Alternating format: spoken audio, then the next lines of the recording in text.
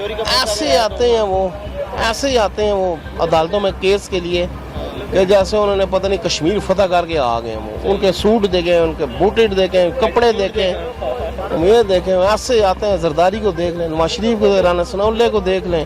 مریم تو 20,000 کا make up کرا کے وہ آتی ہے، تاریخ بھی اپنی. یہ ایسے آتے ہیں قیدی. عام آدمی آ سکتا ہے ایسے؟ عام آدمی کو تو انہوں نے جیل میں مار دیا. جیل میں مار دیتے ہیں. خان صاحب توقع تو بڑی ہے، اللہ کرے کچھ کر لیں، لیکن ابھی تک نظر نہیں کچھ آ رہا. ماشاءاللہ 14واں مہینہ ہے لیکن کچھ نظر نہیں آ رہا. خان صاحب ہم آپ کے ساتھ کھڑے ہیں، امیدیں ہیں آپ سے. یہ نہ ہو کہ امیدیں ٹوٹیں گی تو پھر خان صاحب بڑا برا ہوگا. پھر ابھی تک واقعی بڑی امیدیں ہیں لوگوں کو آپ سے، بہت ساری توقعات ہیں. کسی دوسری پارٹی کے ساتھ سٹینڈ نہیں کر رہے. انہیں کافی امیدیں ہیں کہ خان صاحب کریں گے عام آدمی کے لیے کریں گے. آج اگر وہ مہنگائی اور ان ساری چیزوں کو اویئر کر رہے ہیں تو وہ صرف اس وجہ سے کہ عمران خان صاحب نے وہ ملک کے لیے اچھا، ملک کے لیے بہتر کرنے جا رہے ہیں، اور امید کریں بٹ ٹیم تھوڑی بہتر کریں اپنی. یہ ٹائم چمچے کھرچے یہ جو نکمے بھرتی کیے ہیں یہ کرپٹ لوگوں کو سائڈ پہ کریں، سائڈ پہ کریں. اور آپ کو پتہ ہے کرپٹ کون ہے؟ آپ کو نہیں پتا؟ کی سیٹ پہ بیٹھے ہوئے ہیں آپ. یہ میٹرو کا چیئرمین تو ابھی تک بدلا نہیں آپ نے. یہ ریف باسی کی وہی لگی ہوئی ہے شمائلہ، اس کی ریلیٹیو، اس کو تو ہٹا لو یار پہلے. یہ ایک کام چھوٹا سا کام ہے، وہ تو ہوا نہیں ابھی تک آپ سے. اس کو تو کم از کم ہٹاؤ. نون لیگ کے سارے بیٹھے ہوئے میٹرو میں، ان کو تو کم از کم چیئرمین تو اپنا لے آؤ یار.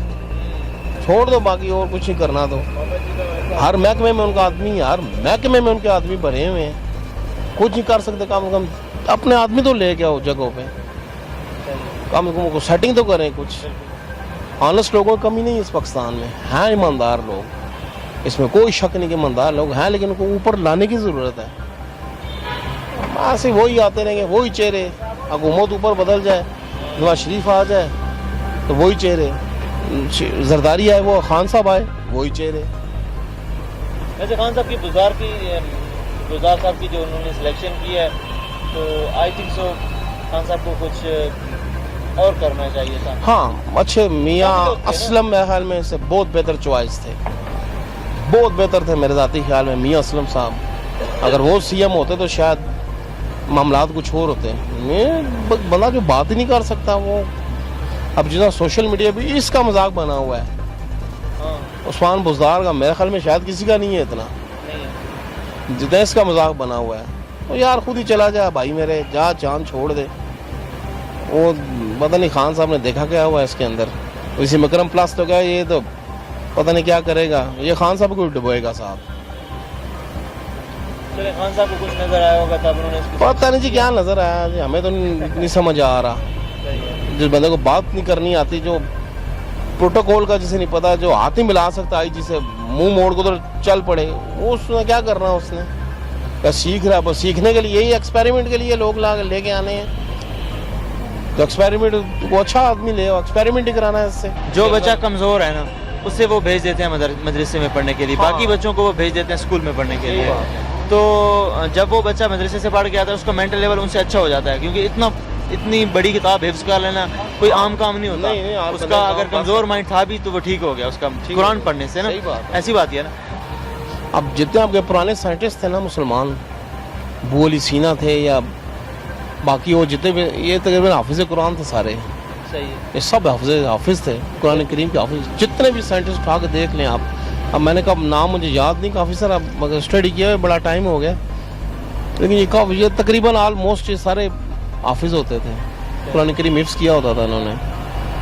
یہ تو آج ہم پیچھے اس لیے رہ گئے. ہاں بہت بڑی وجہ ہے یہ بہت بڑی وجہ ہے، یہ واقعی بہت بڑی وجہ ہے کہ دین سے دوری بہت زیادہ ہو گئی ہے.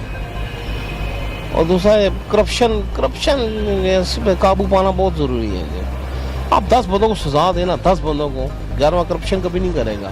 اسے پتا ہوگا سزا ملے گی مجھے. وہ ضیاء صاحب کا وہ ضیاء دور کا ایک واقعہ ہے. سجیشن یہ سب سے پہلے سود سے جان چھڑائیں خان صاحب.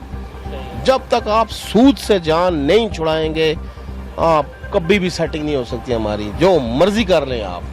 سود جو ہے یہ اللہ سے کھلی جنگ ہے، اللہ کے رسول نبی کریم صلی اللہ علیہ وسلم سے کھلی جنگ ہے. اس کے بعد بات ہی ختم ہو جاتی ہے. باقی قرضہ پاکستان کو اتارنا کو بہت بڑا مسئلہ نہیں ہے.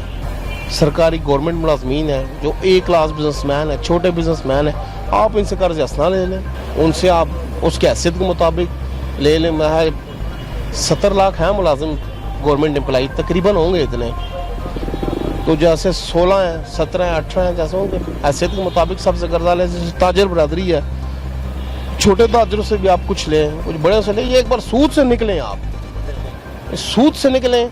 अल्लाह ताला हमारे ऊपर खुद ही करने वाली अल्लाह की ज़ात होती है, उसी में करना। आप हम कोशिश ज़रूर करते हैं, एफर्ट करना हमारा काम है, लेकिन करने वाली अल्लाह की ज़ात, ऊपर बैठी हुई है वो ज़ात, वो देख रही है आपको। जब तक आप सूद से नहीं निकलेंगे, आप कभी सेटिंग नहीं कर सकते अपनी। जो मर्जी कर लें आप, चाहे जो मर्जी हुक्मरान आ जाए। जहाँ तक मेरी इंफॉर्मेशन है, 3 अरब 20 करोड़ रुपए पर डे सूद जा रहा है। 3 अरब 20 करोड़, यानी कि अगर 5500 अरब तकरीबन 5500 अरब टैक्स तकरीबन इकट्ठा होता है, तो 3200 अरब तो आप सूद की मद में दे देते हैं, पीछे का बचता है। यही 3200 अरब जब कौम के ऊपर लगे, कौम खुशहाल हो जाएगी। मसला सारा ये है बस। अब अभी भी सिंध में भट्टो जिंदा है, और इनमें माशाल्लाह नवाज शरीफ ग्रुप है उनका, वो जिंदाबाद जी, मियाँ साहब जिंदाबाद।